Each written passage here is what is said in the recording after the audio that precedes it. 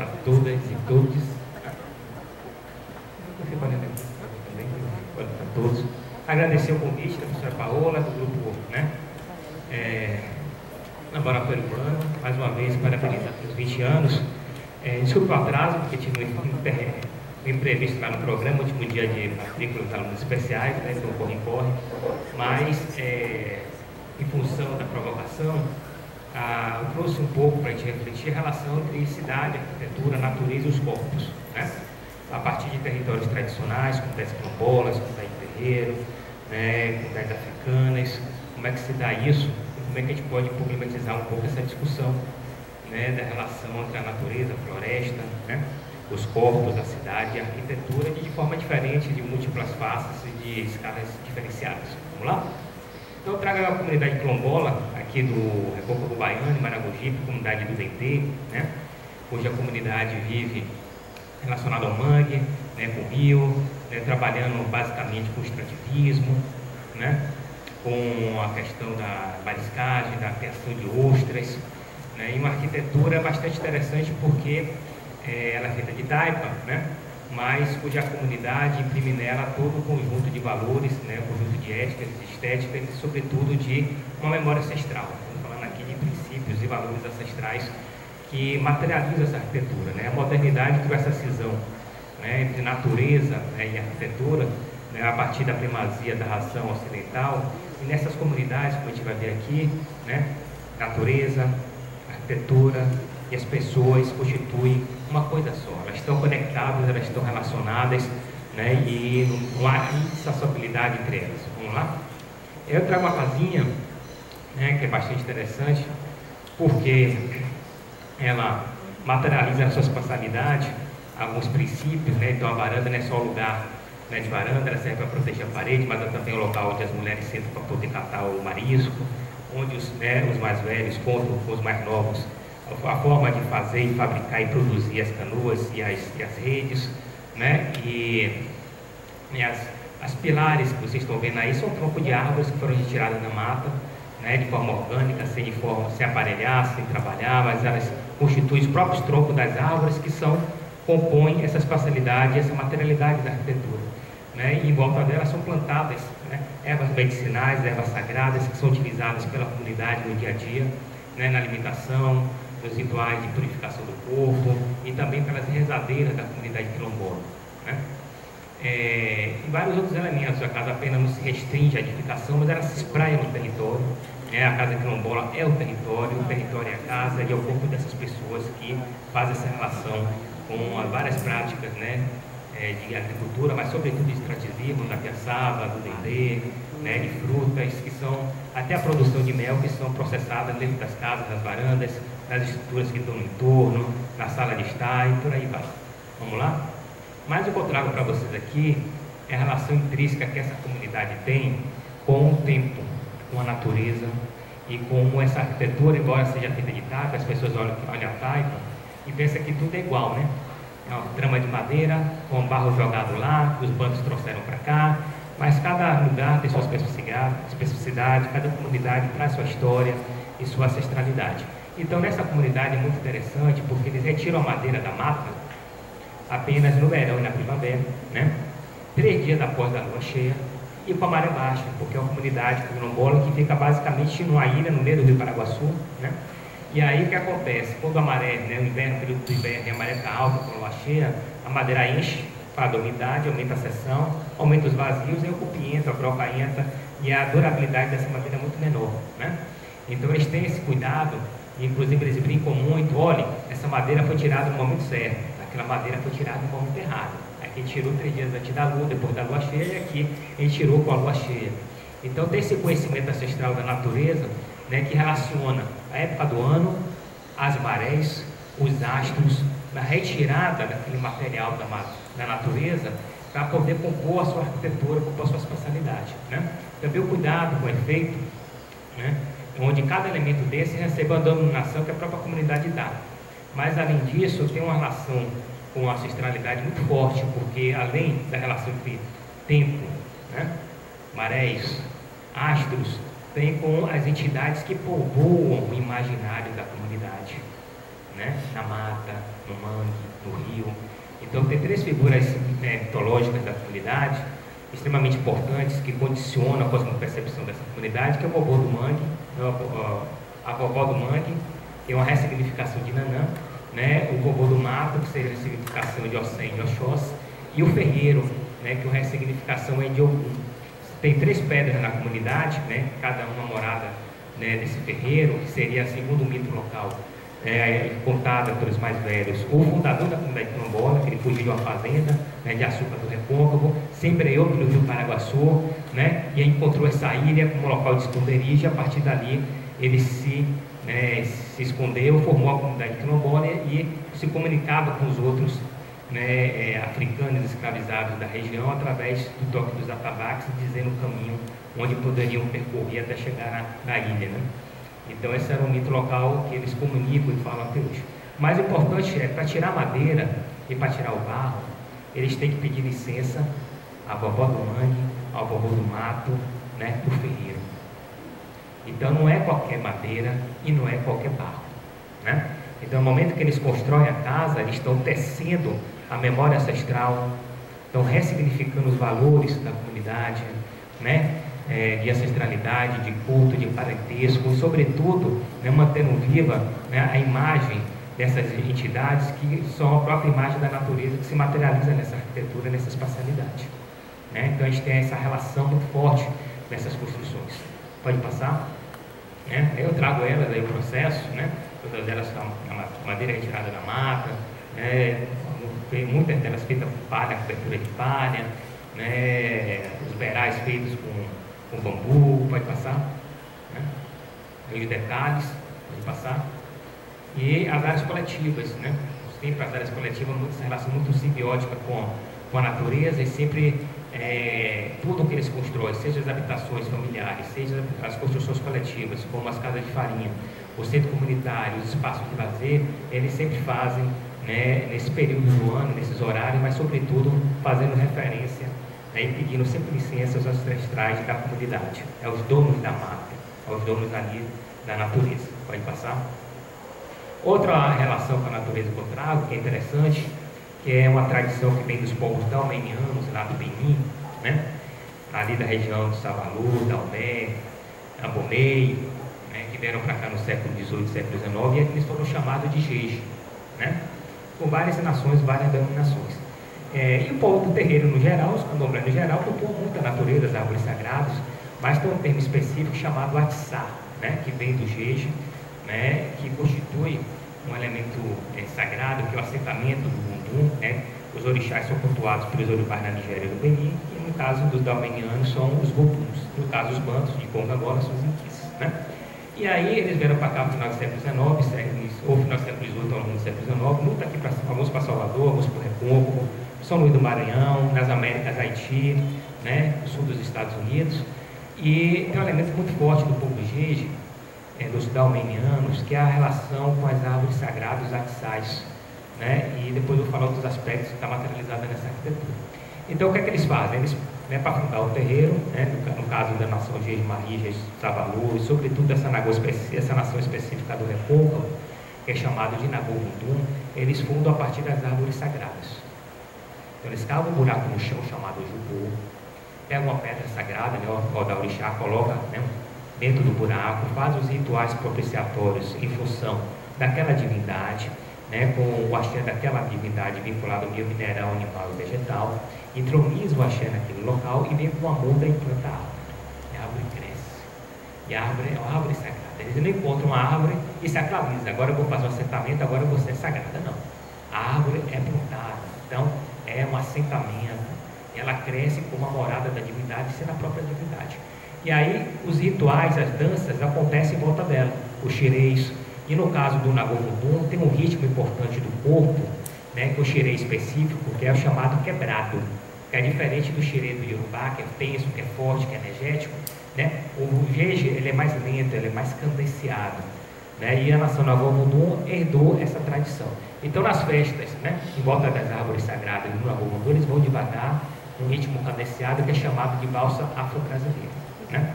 E aí pode passar, aí tem essa casinha, antecipa ali, vai tirar um pouquinho. Pode voltar. Né? Então a casa mais filhinha, lá em Cachoeira, ela comprou essa casa, né? E aí a partir disso ela transformou essa casa em terreiro. Vai passar? E o que é que ela faz? A primeira coisa que ela faz é plantar as duas árvores sagradas que vocês estão vendo ali. Um de um caboclo e o outro de Obaluai, né? E aí toda a casa, vocês vão perceber, ela vai subir, vai se desenvolver, ela vai crescer, e o bairro vai nesse ritmo, né, a partir das árvores sagradas. Então tem aquelas duas árvores, o pé naquelas duas árvores sagradas, que acontece o xireio, que acontece a valsa brasileira, que é o quebrado. E no fundo, né, construir um barracão de caboclo, que faz uma festa lá temporária, né, efêmera, às vezes uma vez no ano. E aí a casa vai crescendo, depois eles constroem lá um quarto de Ogum, um quarto de Obaluaê, né, vai passar. Aí vai passar. Depois ele constrói o barracão. E aí é curioso, né? As pessoas passam na rua e vão pensar, pô, alguém plantou uma árvore dentro de uma casa, dentro de uma construção. E olha que eles tinham um espaço muito grande para poder fazer um barracão, né? Ó, praticamente metade do terreno, né? Nesse espaço todo, mas foi em volta das árvores sagradas que eles construíram o barracão. Ou seja, as árvores sagradas fundam esse lugar.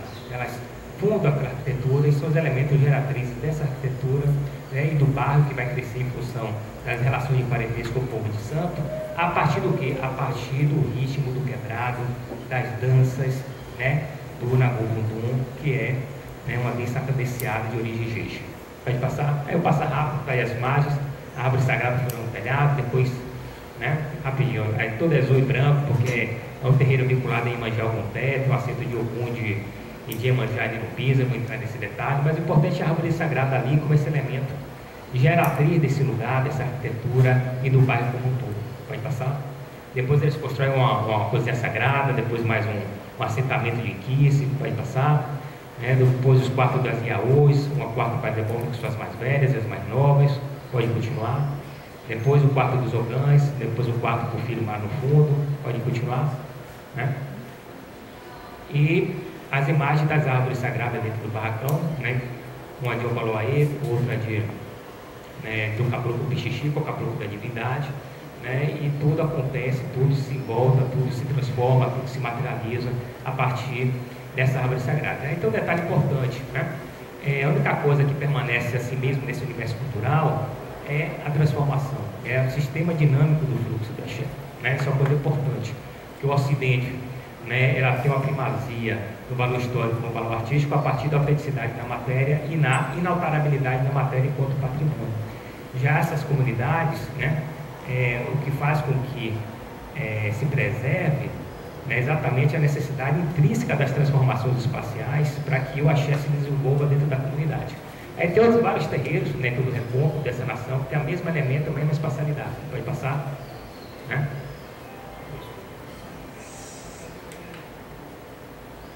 Aí eu trago o mais antigo do recôncavo baiano, que é o Pé de Cajá, em 1860, já na atleta urbano da Natividade, né, foi um escravo, um ferreiro do engenho, que teve uma epidemia de cólera nos anos 60, né, no século XIX.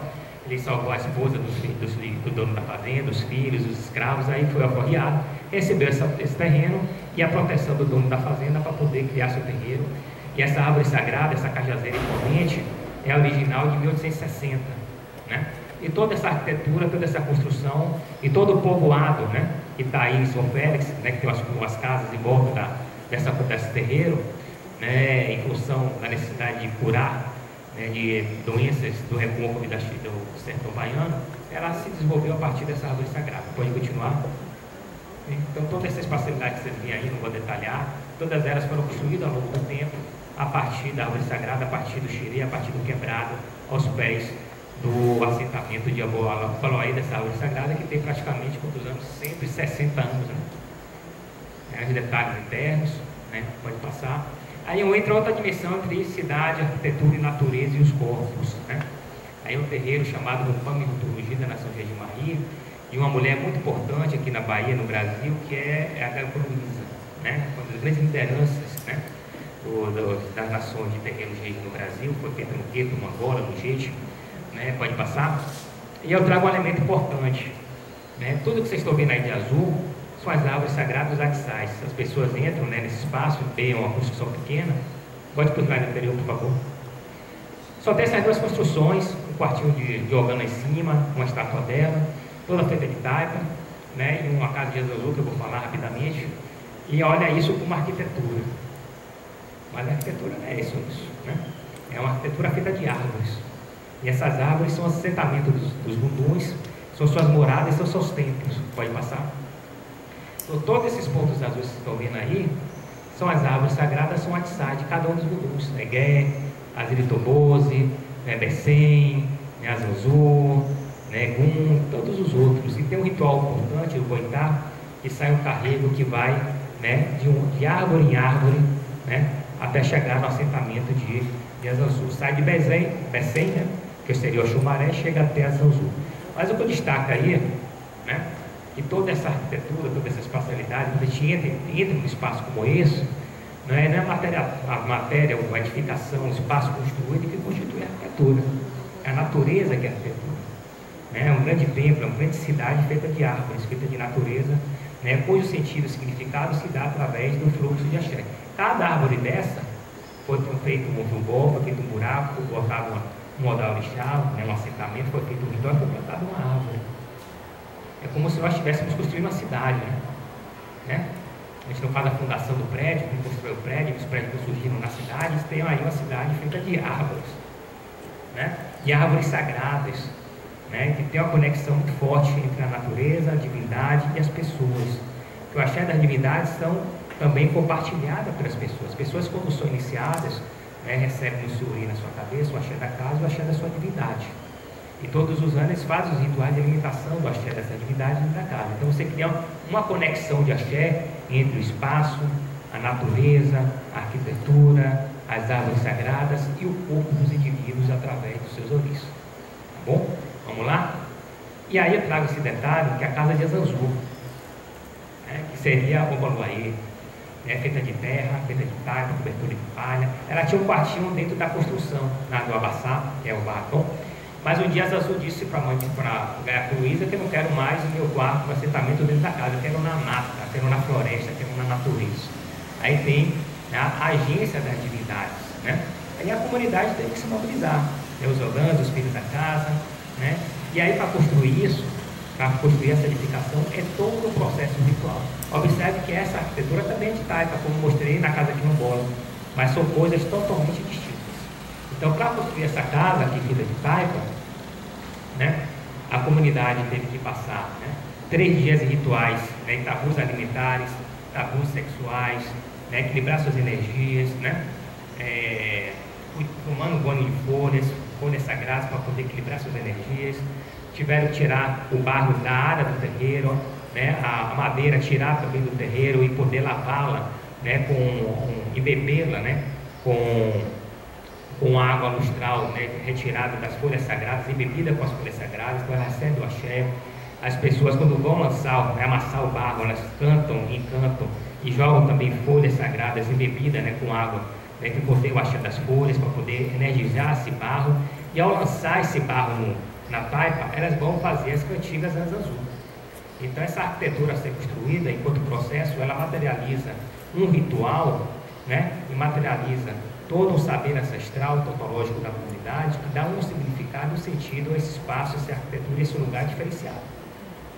Né? Vamos lá? Aí eu trago outro exemplo também, a Roça do Ventura, né, o terreiro mais antigo da nação Jeje-Marim no Brasil, foi tombado pelo IFAM, e a UFBA fez o convênio com o IFAM e fez toda a restauração do terreiro, né, e aí é interessante que a gente pintou aí, acho que não tem a foto, aí eu peguei de baixo, e toda ela feita de terra, de adobe, de taipa, né, o chão tem que ser um chão de terra batida, e aí vem muito do tradição Jeje, né, só falta mais um pouquinho para a gente avançar e a gente concluir. A tradição Jeje, ela prima pela questão da austeridade, da simplicidade e pela humildade. O pessoal do povo Jeje, o belo é aquilo que é simples e que é humilde, diferente do Queto, do Jeje, ou do Queto, né, que é a pompa, que é a exuberância, é o requinte, se puder botar, né, os orixás vestidos de ouro, vai fazer. Mas aqui no povo Jeje é diferente, é a simplicidade, a humildade, né, é a natureza viva. Por isso que a arquitetura tem que ser feita de terra, na maioria das suas vezes, chão de barro, né? E aí tem um detalhe, vai passar, né? O roncó, inclusive, né, o local de iniciação, o sabagi, ela tem que ser feita de terra, de adobe, e não pode ter, inclusive, nem revestimento. E passa por todo esse processo que eu falei anteriormente na casa de Azazul. Então, não só o adobo é preparado com água lustral, com as ervas sagradas, né, embebida do barro, retirada do local, mas como o barro também que vai fazer o assentamento, né? E a comunidade vai fazer rituais de purificação do corpo para poder fazer a obra, para construir a obra. Então, essa arquitetura vai materializar isso, né? Uma relação com a divindade, vai materializar a cosmopercepção do mundo gente, da humildade, da simplicidade, vai criar um conjunto de valores, né? Do culto à ancestralidade, né? De parentesco e, sobretudo, uma estética. A gente está falando de cosmopercepção, de ética, valores, estética, né, que vem da natureza, que vem da relação com as árvores sagradas, com os artiçais, com os umbuns, que vai pregnar essa arquitetura e que vai estar presente no corpo das pessoas durante os rituais. Se for numa festa jeje, né, você vai ver as roupas dos umbuns, roupas mais simples, mais, né, singelas, não porque não tem recursos, né? Esse terreno é o terreno mais antigo do jeje do Brasil, o terreiro de santo no Brasil e no exterior. É porque assim, né, eu vou concluir. Assim as atividades determinam. Vamos lá? Aí a parte externa, vamos lá? Mais 5 minutinhos. Só 2 pontos. Aí eu trago o templo de Oxum e Oxubó, trazendo essa relação entre cidade, arquitetura e natureza. Lá na Nigéria é um templo tombado pelo Unesco em 1984, fundado por 2 artistas austríacos que fugiram da Segunda Guerra Mundial, do nazismo. E nos anos 60 se mobilizaram contra a especulação imobiliária e convocaram todos os artistas da Nigéria para poder fazer uma ação coletiva de construir, né, fazer diversas intervenções artísticas, de esculturas que falam da cultura iorubá, né, falando dos músicos, esculpindo os músicos, as orixás, esculpindo as divindades, os egunguns, os ancestrais, por todo o parque. Né? Então você vai encontrar várias culturas, como tem aqui, os músicos, que faz parte da cultura urubá, em todos os espaços, palácios, né, mercados, nas casas, nas festividades, os egunguns, que são os ancestrais masculinos, os orixás, né, entre os caminhos, entre as árvores, na beira do rio, ao redor do palácio, do templo tombado, vai passar. Né? E aí tem essa relação muito forte, porque tem um rio, né, e aí o rio Oxum, a cor dourada, né, da divindade, com vários assentamentos, né, de Oxum, de ancestrais ao longo das suas margens, e esculturas dessa natureza, que você, né, tão orgânica, produzida por artistas, que você fica na dúvida se foi esculpida pela natureza, pelo vento, pela própria Oxum, ou se for intervenção humana. Você não tem como diferenciar. Né? Você anda pelo parque e a todo momento você se depara com essas estruturas que você fica na dúvida se são elementos da natureza, se foram esculpidas pelo tempo, ou se foi feito pelo homem. Né? Então, tem coisas dessa natureza. Vamos lá? Aí o templo propriamente dito, tem toda a espécie, né? Os pilares foram feitos de forma orgânica, fazendo referência às árvores do parque, né? Que tem árvore específica do parque, que não vou entrar aqui em detalhe, pode passar. A espacialidade interna, né? Com a questão do embrechado, que faz uma referência às dimensões de Oxum, como a atividade da procriação, do poder de genitora, né? Do sangue menstrual, do dourado, né? Da riqueza e do requinte, pode passar. Né? E várias estruturas de exposição para todo o parque. Vamos lá? E concluindo, para passar, eu trago a questão do corpo em relação ao ritual, em relação à cidade, em relação à paisagem, que é um dos pontos, né, da problematização. Aí eu trago um templo de culto aos eguns, que é uma das poucas sociedades secretas que sobreviveu à diáspora do Brasil. Esse é o mais antigo abolado, né, do século XX, pode passar. E aí ele foi fundado no século XX na Beira-Mar. Foi invadido pela polícia nos anos 40, o pai e a mãe foram presos, levaram para Salvador, depois perseguiram a comunidade durante um mês, certo? Eles aí abandonaram essa localidade, foram para o Barro Vermelho, né, nos anos 40, lá ficaram, né, até os anos 60, quando chegou a especulação imobiliária, com a ponte do funil e a implantação do ferry-boat, vários condomínios foram feitos em volta, perdendo privacidade, compraram o terreno deles, né, pediram de acesso à ponte de Oxum, e aí mais senhora, que era a Yelorixá da Fonjá, comprou o terreno do lado, mais em cima, no Bela Vista, e então até hoje. Né? Mas o que eu quero destacar é o seguinte, como ele foi, né, nesse processo diaspórico, né, a diáspora, dentro da diáspora, ele foi deixando elementos reminiscentes da cultura, vários assentamentos de orixás. Né? No primeiro local onde ele se encontrava, tem o assentamento de Exu, de Ogum, de Irogo. No segundo local tem assentamento de Irogo também, de Exu, também a fonte sagrada de Oxum, e várias ervas sagradas que utilizam, e o Barro Vermelho onde eles estão hoje. Pode passar? E a localidade, que o pessoal dos pescadores foram se localizar em volta dela, vamos lá, e para fechar a festa aqui, terminar minha fala, E aí o que acontece? A principal festa que eles têm, assim, pública, é a Ciclo das Águas, que são 3 festas: a festa da bandeira, dia 20 de janeiro, a festa de Iemanjá, dia 2 de fevereiro, e a tirada da bandeira, dia 20 de fevereiro, que é o ciclo das festas das águas da comunidade de Itaparica. E aí é um processo interessante, porque o cortejo sai do terreiro, vai nos locais sagrados que o terreiro esteve anteriormente, vem às ruas e vai para o mar, né, conectando esses lugares, um processo ritual, né, implicando num movimento de nomadismo, de errância, né, como fala a nossa professora Paola, né, da comunidade do terreiro. E o terreiro vai estar onde a comunidade está no seu processo de movimento. E é interessante porque o cortejo é formado, né, pode passar, já estou acabando, um minutinho só. E o que é que acontece? A comunidade leva os presentes, né, os objetos sacerdotes recebem os presentes, colocam nesses vasos sagrados. A água é retirada da fonte, onde eles estavam no Barro Vermelho, onde eles foram expulsos. Eles conseguiram ter o acesso hoje, né, mais recentemente. Sacralizam esses presentes dentro do Lecém, colocam o sagrado, e saem 2 eguns, Babá, Morumim, Todô e Nileô, né?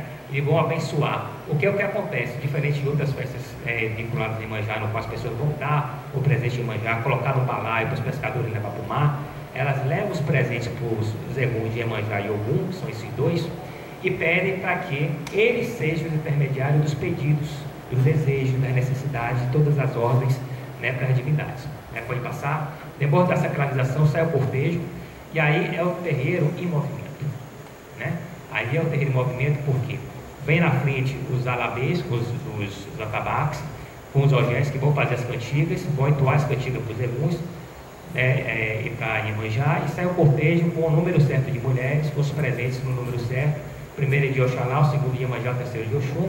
E é o terreiro em movimento porque é o fluxo de axé em movimento, né? As pessoas não podem cruzar, né, o cortejo, porque é uma corrente de axé emitida pela voz das pessoas, pelos atabaques, que se funda com as cantigas das mulheres, e fica os ogés de um lado e do outro, e pedindo que as pessoas atravessem, porque seus corpos não estão preparados com as energias necessárias para poder circular naquele fluxo de axé. Então, na realidade, é o terreiro, é um xirê, né, em movimento, ganhando as ruas da cidade e dizendo que a cidade pertence aos eguns, né, que os fundaram, né, nesse movimento. Pode passar. Aí o cortejo descendo, né, a ladeira dos eguns, pode passar, né, todos eles vestidos de branco, que era uma sexta-feira de Oxalá, pode passar. O detalhe dos presentes, ao longo do cortejo as pessoas vão botando os presentes no balaio também, pedindo para os ogés colocam no balaio, pode passar. Aí chegou na capela Nossa Senhora das Candeias, onde o terreiro foi fundado, foi invadido pela polícia, e lá eles fazem um ritual aos fundadores da casa, Eduardo Nero de Paula, que hoje é Babaerim, né, convocado como Babaerim, Laércio, Paizinho, todos os ancestrais que fundaram a casa, fazem reverências aos orixás que estão assentados atrás da capela, fazem várias cantigas, e depois eles vão em direção à hora onde fica a casa dos mais velhos. Pode passar. Os detalhes aí do cortejo, pode continuar, por favor. E sempre puxado pelos alabês na ponta, né, até chegar no final da rua, onde eles vão reverenciar os mais velhos, as pessoas que têm 80, 90 anos, que não conseguiram ir para o ritual lá em cima, para mostrar que o cortejo, o ritual está sendo feito tal como eles ensinaram, tal como eles faziam, a prestação de contas públicas da comunidade. Pode passar. Aí faz o ritual na praia, né, e lá ele já se incorpora, se manifesta, eles fazem as cantigas, né, para Babá, Morumim, Todô e Nileô. Aí o cortejo, o terreiro em movimento, né, através dos corpos dos seus filhos, que esse fluxo de axé em movimento, ele se desterritorializa, né, da praia e vai se reterritorializar no mar, e começa todo o cortejo marítimo dentro dos barcos, dentro das escunas, continua cantando para os eguns, continua cantando para Iemanjá, continua, né, esse movimento de fluxo de axé que nasce dos locais onde existiram antes, né, se fundem no terreiro atual, sai o cortejo, né, que é esse corpo coletivo em movimento, em axé, em movimento pelas ruas, sacralizando a cidade por onde eles passam, ganham a Baía de Todos os Santos. Vai passar o último slide. E vão entregar seus presentes. Na realidade, são os eguns que vão entregar os presentes para Iemanjá, e pedindo, né, para os seus filhos, netos e bisnetos, que Iemanjá tenha os seus desejos, os seus pedidos. Então é isso, pessoal, que eu tinha trazer para vocês. Espero ficar aí para um debate com a Bíblia mais a pouco.